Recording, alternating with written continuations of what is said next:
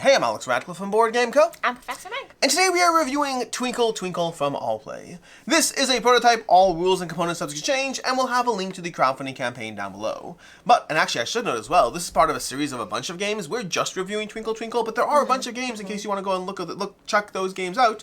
But with that, let's go ahead and teach you about how this game plays. So, Twinkle Twinkle, at its core, is basically going to be a point-scoring optimization game in which you are going to be gathering various tiles from the display, placing them down into your grid, and then scoring based on these rules, as well as some general rules that are always in play to try to figure out how to optimize your score.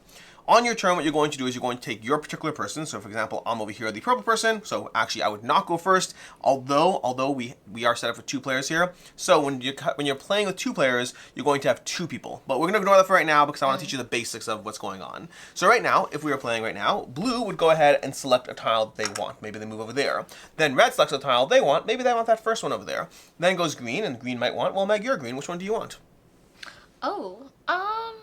I guess I'll take the last one. The last one it is. Beautiful. That's actually a good one. We'll talk about that later. And then I over here, I'm going to go and take this one over here. When we're done with that, we're going to take our tiles. So for example, I would take this tile over here, Meg would take that tile, blue would take those, and you put them down onto your personal display. After that's done, these will clear, and then these will shift up, and you'll add new tiles to the end of the row. And that's going to be, and then you're going to move these people up based on their relative turn order in order to go ahead and deal with selection for the next round. These tiles, meanwhile, are going onto our grid. So the turn order selection is basically selecting a tile, which is both choosing a tile, but it's also choosing your place in turn order for the next round, then placing those tiles down onto your grid, which is a good time to talk about what happens when these tiles are on your grid. Because when these tiles are on your grid, you're going to be going until you fill up your grid completely and totally. Once you fill up your grid completely and totally, we're just going to place a few of these out over here. So we'll place that over here, for example, just because, why not? We'll place this one down over here, like so, and this one down over here, or something. I'm just going over here, and then place this down over here. You have a bunch of tiles onto your grid. But effectively, at the end of the game, you're going to be scoring for some basic rules that are always in play, and then your variable rules, and these have multiple sides to them to give you different ways of scoring. The more basic or the slightly more advanced way to score these tiles. So you have some degree of variability as far as how you want to play, or even mix and match however you want from those abilities. To that end, the rules you have for scoring are going to be constellations, are going to score for groups of 2 or more stars. So this right now is a single linked constellation because this tracks all the way through. We have this to this to this to this all the way around over here. That's a single constellation. Versus this is now, well, 1 constellation and 1 star on its own. That's not enough to be a constellation. Versus this over here would be 2 separate constellations. We have this one and we have these 2 stars making its constellation. To that end, you're going to score for your 2 largest constellations. So right now, for example, if you had 8 stars in a constellation, you get 25 points, and you're doing this for your 2 largest constellations. You're also scoring for the number of constellations you have. So the number of constellations, again, constellations requiring a minimum of 2 stars. The more of those you have, the more points you get, up to 35. Then you have nova stars. Nova stars are these over here. They're going to be worth a point automatically, and sometimes they're also in constellations where they count as a star, as well as a nova star in that constellation. And then lastly, you have your variable scoring. Your variable scoring is going to come from the comets, planets, asteroids, black holes, and satellites that all give you different ways to score. So just to give you some example, I'm not going to go over all of these or even both sides of them, but to give you an example, planets score 2 points each, but the player with the most planets gets 8 points. Satellites are going to score either 3 points for each black hole and planet in its row, or each black hole and planet in its column. You can pick whichever is more efficient based on how things are set up. Black holes will be worth points if they're not placed beside another black hole, but stars placed beside a black hole do not count towards the number of stars in their constellations. So you gotta balance like how you're trying to spread out over here, because black holes can be worth a lot of points per tile, but they also restrict your board as you go. And you're going to have 5 different ways of scoring, as well as the other side that are usually variations. So for example, over here, planets, instead of being worth 2 points, on this side, planets are worth 3 points, but there is no majority scoring instead. So you are dealing with that puzzle as far as which combination of slightly simpler versus slightly more intricate scoring and the variability that comes with it. That is basically Twinkle Twinkle. Draft tiles, place them down to your board, optimize the placement based on how you think you're going to be able to draft future tiles, be mindful of your turn order, and then see who scores the most points. That 2-player mode I talked about already, loosely, you're basically in a 2-player mode. You're going to have 2 characters you control, and you'll place them down in different areas, so you'll still have the same 5 tiles, but each player is going to be drafting 2 tiles per turn, and again, you're trying to be mindful of, do I want to go first twice that next round? Do I want to go like last twice? Which tiles do I want, and what turn order do I want as I try to fill out my board? Anything I missed?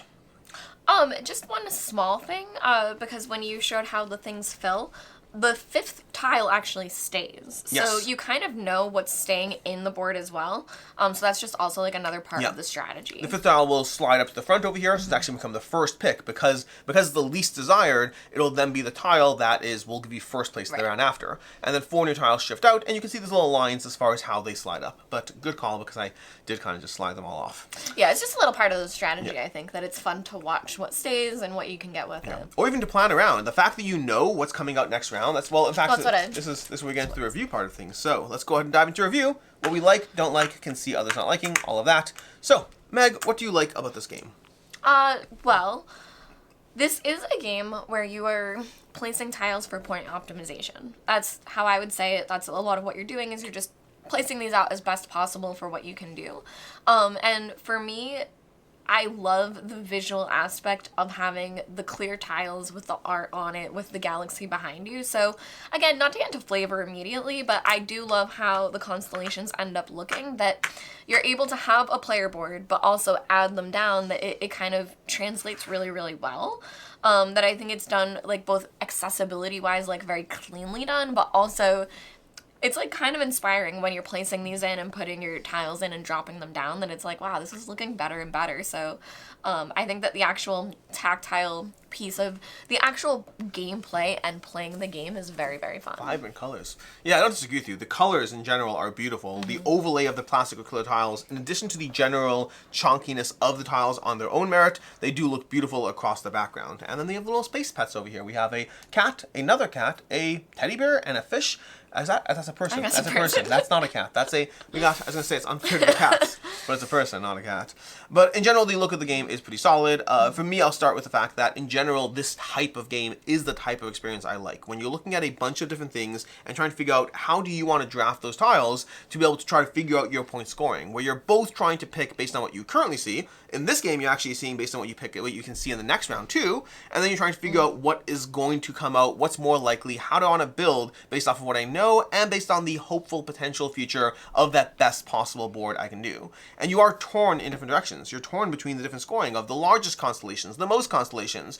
Do you not care about constellations? Do you go for all these side bonuses? A bunch of planets and black holes properly arranged can be a whole chunk of points, although planets don't score next to black holes, so you want to be mindful of that too. So there's a whole lot of things you're really trying to consider as you play, which just makes this kind of gameplay approach the kind of thing that I enjoy. And I touched upon it a little bit, or Meg touched upon it a little bit, but the fact that when you're picking which one's first, you also see what's coming up. So it's not just you're not just choosing based off of, oh, I want to go first next round for the hopeful potential, but you're doing it based on the actual. Oh, there's a planet in the second row and you're running short on planets. Well, then maybe you have to make that trade-off. Maybe I go over here, hoping that second pick over here will get me a planet now, but also get me a planet later. Or maybe I want that Nova Star that's also part of a constellation. It might be good enough as we go. And so you really are juggling a lot as far as trying to build out that galaxy that just makes it a satisfying experience.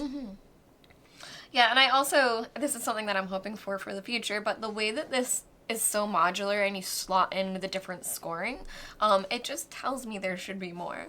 And that, there will be other future ways to score things, add to the game, things like that, what new tiles might come. So I also like that the way it's built out is accessible, easy to understand, easy to set up, very, snappy of a game, but also it kind of shows where it can add a little more too. Yeah, you're touching a little bit from me on the things I don't like about the game. Sorry. Well, no, because it works well, because for me, it's not that there's anything I necessarily don't like about Twinkle Twinkle, but the thing I specifically do want more of is I do want more variability. Meaning, I don't know what their plans are for this game. I don't know what's currently in the crowdfunding campaign. I don't know what's coming in the future. But right now, I really like the core system, but the trickiest part is the variability that they have, meaning when you flip these tiles to another side, it's usually not significant variability so much as it is slightly more rules light. Sometimes a little different, but generally it's more rules light. Planets are worth 2 points plus 8 points for the most planets. Or planets are just worth 3 points apiece. You have things like that. Asteroids. Asteroids you score for your largest cluster, or you score for all your clusters. So it's usually small differences that don't actually really change the way I feel as I play. It just makes it rules light for those who want that slightly less text, slightly less going on. And I want more from this. I love games like Cascadia that give you different cards for different things you're taking, so that every game, even with the same components, can still be a very different puzzle. And I do hope that's something that they do with this game, because to me the biggest lack I have is the game itself is very consistently the same as you play it, because even with the modularity of the sides, it doesn't feel like I'm changing much the approach I have to the play. So it's the thing I don't like is the thing you potentially like for the future. I guess. Right. Something else that I also just love in drafting games and when you're trying to take different things like this and plan ahead, I do love that we see the market for the next turn. That's something that doesn't always happen in drafting games, but I think that with this, the tiles are so simple, the choices of what you have and what you're taking is so reduced that it's great to have double the information. So I do love that aspect of the drafting. Yeah, I don't disagree. I think it adds a lot to that first player pick. Otherwise, I'd always choose a tile that's best for me because I'm not going to gamble on what will be there next round. The last thing I'll say as far as things I don't like, and we are kind of mixing categories here because of it is what it is. It is what it is. The thing is, the only thing I don't like is because of how many tiles there are, especially this is true especially at lower player counts, you won't necessarily see a wider distribution. Like, I mean, you can definitely have games where you plan for, oh, I'm going to get a bunch of satellites because those black holes and planets will come out soon. And they really might not. And this is going to be less of a problem at higher player counts, but then also you have the flip side of people are taking those tiles from you. And that's, again, not a big deal. I think it bothers me more at the lower player counts because not having the tiles ever enter the market is very different than what's it called? Than having someone else take the tiles from you. Although obviously the fix would be to ratio the bag based on player count, which is something I dislike far more when a game forced me to adjust the giant pool based on the player count. So I'm content with the fact that it is what it is, and most game experiences will average out. But there are some games where I planned around, well, there's going to be at least one black hole before the game's over, and there may not have been. So that's something just to be mindful of with this type of game. Yeah, that's my same exact complaint, is that for 2 players specifically, I think that this game,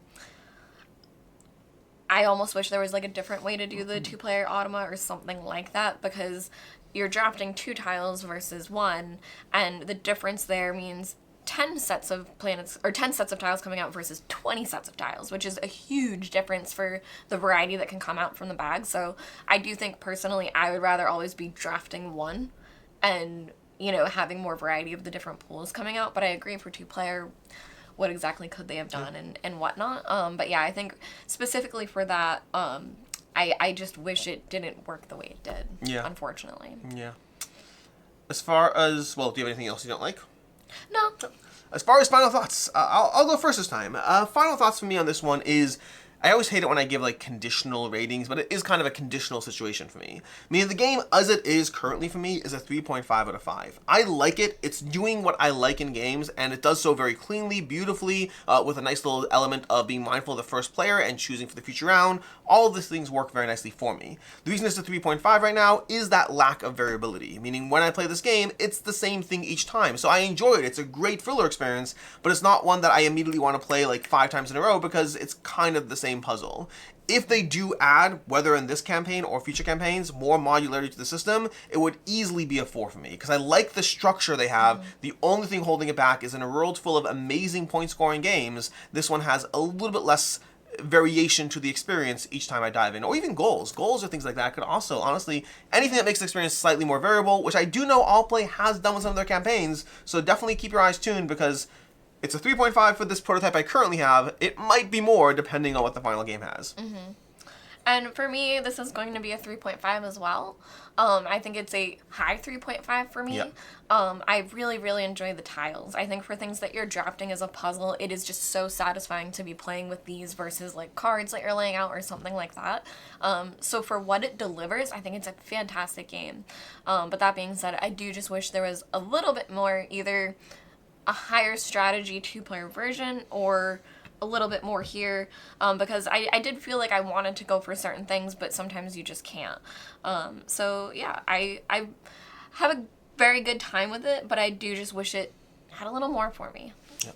And that is basically it. As far as other game recommendations, for me over here, I'm going to give King Domino. If you like what this game is doing, and you want something a little on the simpler side, which is not my go-to, I prefer this one, but King Domino has a similar tile drafting system, and a similar trying to build your own kingdom. It's a little different as far as the game goes. I prefer this one personally, but they are playing in that same vein, and definitely worth checking out.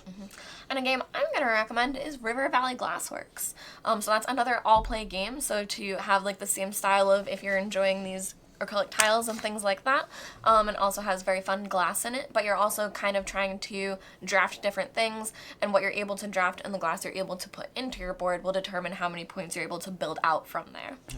And that is basically it. Until next time, I'm Alex Radcliffe from Board Game Co. I'm Professor Nick. I hope you have a good one. Bye.